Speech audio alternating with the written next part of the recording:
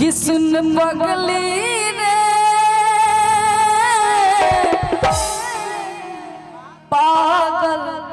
कहेला जमाना कि लगता कि मोर जाए ना तो जहर खाए कि लगता कि मोर जाए अरे ना तो जहर खाए सुना लोगवा के सुने सुनता सुन पगली रे पागल कहेला सुन पगली रे पागल कहेला जमाना लागता कि मोर जाए ना तो जहर खाए लागता कि मोर जाए ना तो जहर खाए लोगवा के सुने सुनता सुन पगली रे पागल कहेला जमाना सुन पगली रे पागल कहेला जमाना।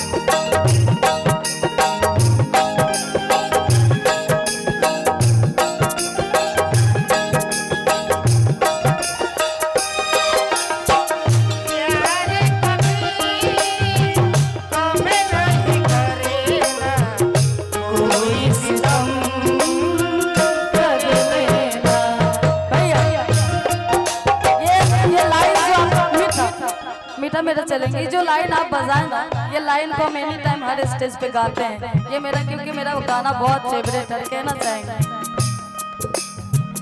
प्यार कभी काम नहीं करेना कोई सितम कर लेना प्यार कभी काम नहीं करेना कोई सितम कर लेना मर जाएंगे आशिक बनना मर जाएंगे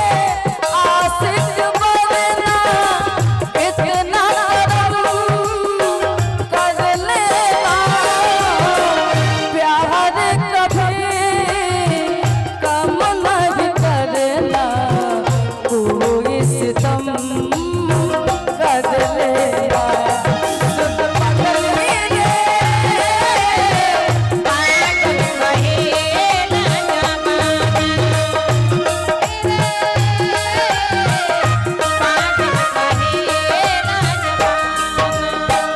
प्यार मोहब्बत ऐसा चीज है प्यार अगर ये दिमाग से होता है गोलू जी चाहे चंदन भैया तो ये रास्ता है आते जाते रहता है कोई फर्क नहीं पड़ता है अगर वही प्यार दिल से हो जाए तो न जाने ये प्यार में लोग क्या क्या कर बैठते हैं इसीलिए कहना चाहेंगे कि प्यार किया नहीं जाता प्यार हो जाता है ब्यूटी जी कि प्यार किया नहीं जाता प्यार हो जाता है चाहते दामन तो हम भी सिल सकते हैं पर दिल का जख्म है सिया नहीं जाता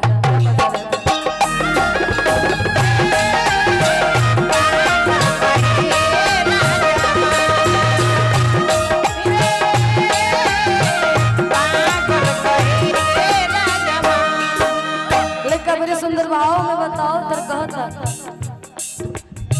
प्रीत प्यार तू ही रहू तू ही हमर जान हो तोहरा के मन ले पानी दिल से भगवान हो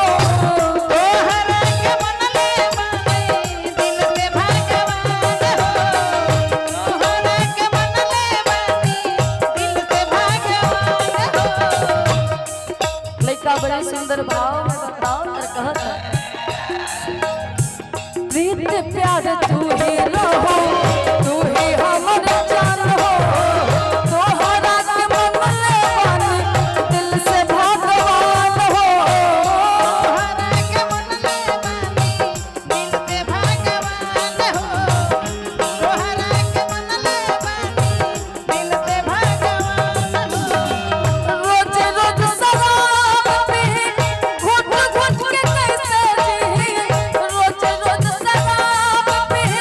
घुट घुट के कैसे जी जिए के न छोड़ो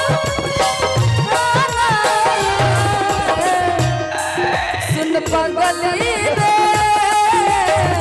पागल कहेला सुन पगली रे पागल कहेला अगर न मिलते इस जीवन में लेते जन्म दोबारा अगर नहीं थे जीवन में लेते जन्म दोबारा जन्म जन्म का साथ है तुम्हारा हमारा जन्म जन्म का साथ है